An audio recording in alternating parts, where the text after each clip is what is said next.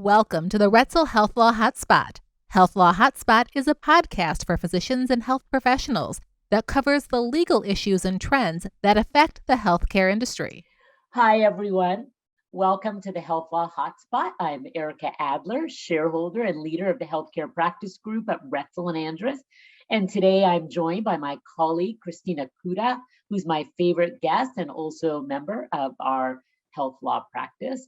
Christina is going to inform us all today about the steps that clients who are licensed in a particular state should be taking when they are contacted by the state to let them know that they're under investigation for some reason, as well as some of the issues that cause licensed individuals to be under investigation.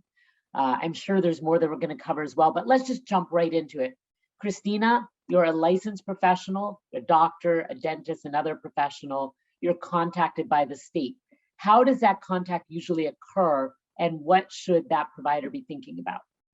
So generally, providers that are contacted by their state licensing board will get a letter in the mail, sometimes an email, but still people are from the boards using mail as the predominant way to be contacted.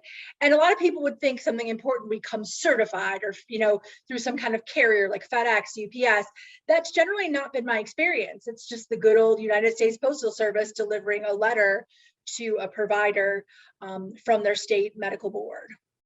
Okay, so we've had people though who receive phone calls by somebody claiming to be from the department, and they may be, I know in a couple of cases over the past few years, you may have just an investigator show up and ask questions. May not be a formal investigation, but they might be like looking into things. So what should you do regardless of how you're contacted? So definitely, let's talk a little bit about if you're contacted in person. One of the things you want to do is verify credentials, verify information, make sure this person is who they say they are. One of the things we'll talk about today is a theme, the importance of having knowledgeable legal counsel to assist you. If you have legal counsel, I always urge you, if you're contacted in person by somebody, to contact your counsel right away. Just tell the person, look, I'm not refusing to talk to you, but I do have legal counsel and I'd like to loop them in right now on the situation. Same if you're contacted by phone. Take the name, take the number, take the information, and then verify. We have had circumstances where people have been contacted by someone claiming to be an investigator from a board or from some other kind of government agency, and it turns out it wasn't true. Maybe they were a competitor, or they were a disgruntled former employee or disgruntled patient who is trying to get information. So you want to be really careful to make sure that you verify everything that you're receiving. Anything in the mail traditionally is really easy to verify. There'll be letterhead, it'll be something formal.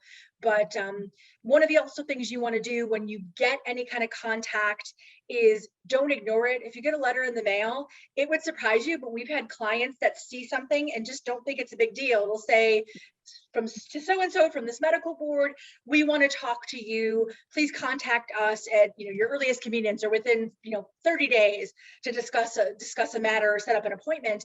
And they'll ignore it, or they'll wait to the last minute, or they won't pay attention to it. These things are really important. It may turn out to be nothing. It may be they want to ask you questions related to another provider they're investigating. It may be something very simple, but it also could be something very significant.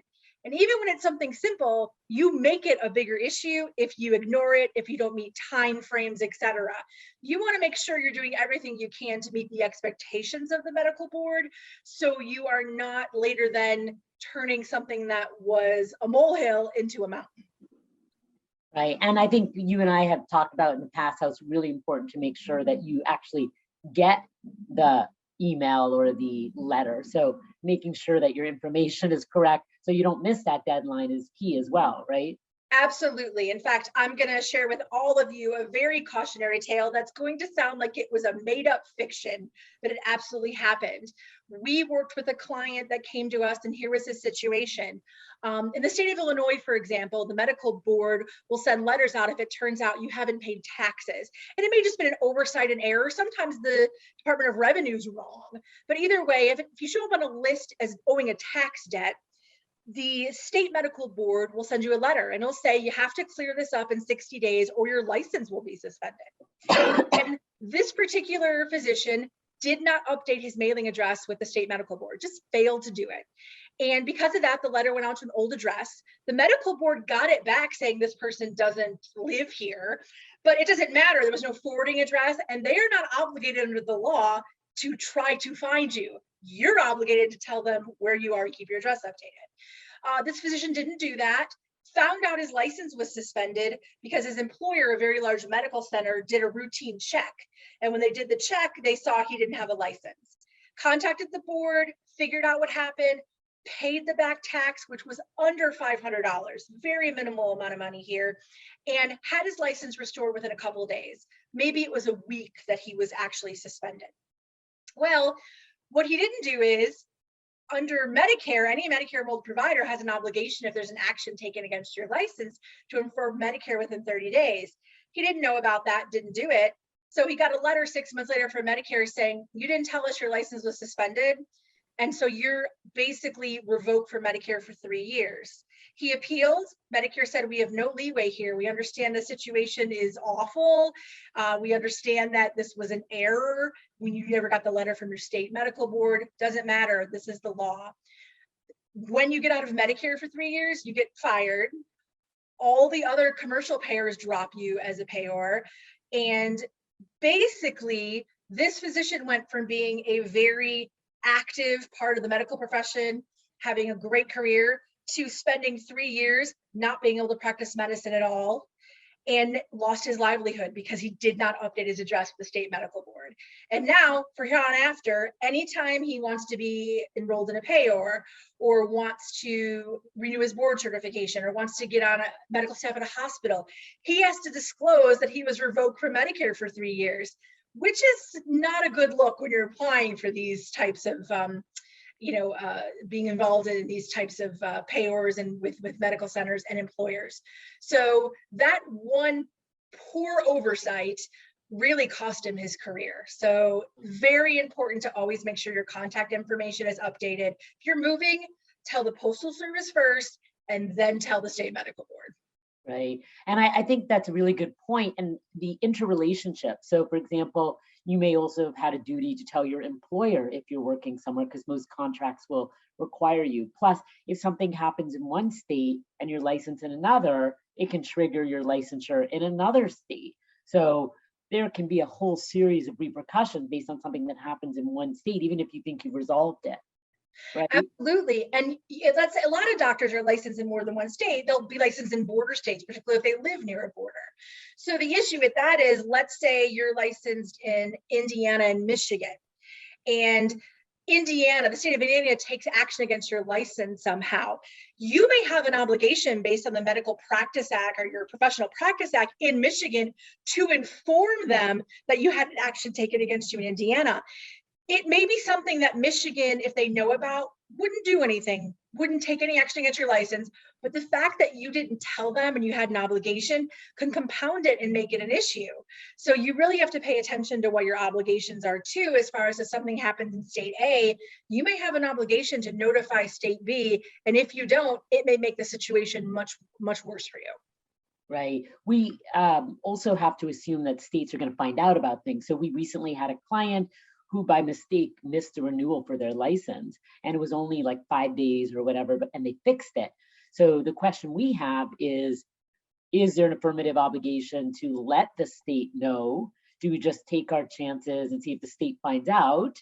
The employer was aware of it, the malpractice carrier was aware, so it wasn't like a billing or malpractice issue. But the question is, can the state do something? Will the state do something? Do we just wait and see? And you and I talked about this dilemma with the client. Sure. And the fact that there's a gap in licensure, and the fact that that physician practiced during that period, not knowing there was a gap in licensure, is another state going to find out about that. Believe it or not, states talk, and one state will look into issues that happen in another state. So, the state that this physician's in may not take any action, seeing that it was just an oversight, it was only a few days. But it doesn't mean that another state where this physician is licensed doesn't think it's a much bigger deal and wants to make a bigger deal of it with the license that he or she has in that state. Now, licensure issues, are those also going to be reported to the National Practitioner Data Bank as well? They can be, yes. Licensure issues related to, losing privileges at a hospital, any actions taken against your license, those types of things are reported to the data bank, which when you're applying for privileges or applying for licensure in a state is reviewed and can be an issue, at least can make someone question you as far as wanting to go ahead and give you those privileges or issue you that license. So this is a good, segue for us to talk about what are some good or bad ways to handle that initial investigation, because you and I both know that a good lawyer who knows what they're doing and goes in can minimize the damage, minimize the public knowledge, maybe avoid something being reported to the data bank, and what the end result is labeled as in the state's records, which can impact everything. So take us through the steps of what happens when you actually are contacted and what you should be doing. So if you're contacted by a state board, they're engaging in some kind of investigation, or sometimes you don't even know why they've contacted you. Again, I always recommend you go to knowledgeable legal counsel that has experience in working with state medical boards and it knows healthcare laws in that particular state. Sometimes you'll get a very vague letter. What I always recommend is go to counsel and have counsel contact the medical board and say, I represent this client. Please send all correspondence in the future to me as well. I understand that you want to speak to the client. What is this about? And usually lawyer to lawyer, you'll be able to find out more information about what something's about. Obviously, they typically want to have a phone call or a meeting to go ahead and investigate a matter or get more information. Bring a lawyer to that meeting. There may be questions they ask you that are irrelevant or can't be asked. There may be questions that they ask that a knowledgeable attorney will know, wait a minute, I think this is what they're getting at. I think this is what the issue might be here. There may be things that the attorney can review in advance and know, oh, you do have a problem. You did do something wrong. And maybe the best way is to disclose it and explain it and say, I'm sorry, I didn't know I did this. So having someone supporting you who knows how to deal with the state medical board and has experience is important.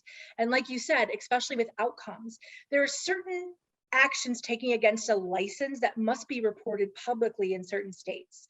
So, there are things that happen to a license that someone may be able to just pull up Google and find, or go to the state medical board and search and see that a physician was sanctioned or suspended or something happened. Even if that was based on a reason that has nothing to do with the way they practice medicine, as a physician, you don't want patients seeing that if you can avoid it. But there's also ways that sanctions can happen and the reprimands can happen that are not something that has to be reported legally. And a knowledgeable physician might know that and be able to sort of work with the state medical board to have some sort of resolution that isn't going to require public disclosure. Or even if public disclosure is required, they can work together on what that looks like, what it's going to say and what it's not going to say, to hopefully minimize any negative impact against the physician and their practice.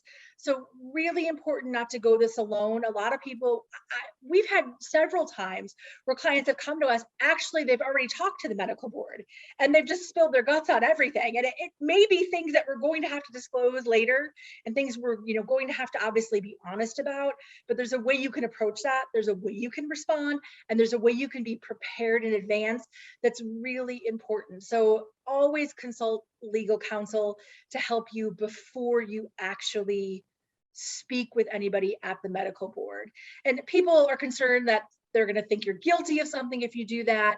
They're used to it. Just say, I'm not refusing to talk to you. I want to cooperate, obviously. I value my license, but I do have legal counsel I want to consult in order to, best support me in this. And I've never seen a board attorney for a medical board look at that negatively or assume that means you're guilty or have any concerns. In fact, oftentimes they like working counsel to counsel because it's easy to kind of resolve things and get information in a very good and efficient manner. So I've never seen it come back to haunt somebody by doing that. Right. And I think the fact that you're using knowledgeable counsel is really important. I mean, your brother-in-law might be a real estate lawyer, but he may not be doing you any favors if he's the one making the calls, because sometimes it's, whether it's the things you say or the things you don't say that can end up hurting your case, right? And so just like, I wouldn't be closing your real estate deal. Your real estate lawyer shouldn't be the one talking to the medical board about your license. A couple of Absolutely. other examples I think I wanted to share of some situations where our doctors have been investigated. As you mentioned, sometimes it's just random complaints from patients or competitors. We've had doctors in trouble for prescribing to family members. They were required as a resolution to engage in some education and not allowed to do that any longer, but there didn't end up being discipline. We've had physicians who were investigated, who are pain doctors, and they were investigated because a patient had complained that the doctor would not prescribe medication, and they ended up being reviewed for their levels of pain prescriptions overall, which was a very expensive, intense, and thorough process. So you just don't know. It could happen to anyone at any time. Doesn't make you a good doctor, a bad doctor. And as you've mentioned, sometimes it's just mistakes that happen that lead to it. Things like missing something in the mail. So Absolutely. so many different examples out there. Yeah, and like I said, the tax issue, at least in Illinois, I know some states, if you don't pay student loans, that can be a trigger for your license. Again, that's something that you'd want to talk to the board about and try to, explain. Not paying a student loan, maybe you can't afford to pay the student loan or something like that, but it's something obviously you don't want to ignore. We've had clients that have gotten arrested for things totally unrelated to the practice of medicine and totally after work hours. We've sometimes that is DUIs. We've had that happen, and someone who doesn't work in this field may not be aware of that. A lot of state medical boards have care and counseling programs, or if somebody has an alcohol problem, they won't take an action against your license, but they'll make sure that you follow up with counseling and you follow up with treatment and enter into a professional program. And then that's something that's not reported. It's not reportable to the public, and something that you can keep your license continuing to practice medicine without any sort of suspension. So really, there's a variety of reasons you may be contacted, but again, all really important to make sure that you work with the medical board and cooperate, but have that representation of knowledgeable legal counsel. Great. Well, I think we've covered everything we wanted to say on this topic. Can you think of any final words you want to share? Just want to reiterate again, make sure you update all your contact information and make sure you know what the requirements are by your state medical practice act for things you have to voluntarily tell the board about. Because if you just miss disclosing something because you didn't know you had to disclose it, you can make the situation much more worse. Great. All right, everyone. Well, that was Christina Kuta, part of our health law practice at Roetzel and Andrus. And I'm Ericka Adler. Thank you so much for joining us. We'll see you next time on the Health Law Hotspot. And you can see all of our podcasts at ralaw.com. The Roetzel Health Law Hotspot is made available by the firm and its attorneys for educational purposes and to provide general information, not to provide specific legal advice. Use of the Roetzel Health Law Hotspot does not create an attorney-client relationship between you and the firm or any of its attorneys. The Roetzel Health Law Hotspot should not be used as a substitute for competent legal advice, and you should contact an attorney in your state about any legal needs or questions you may have.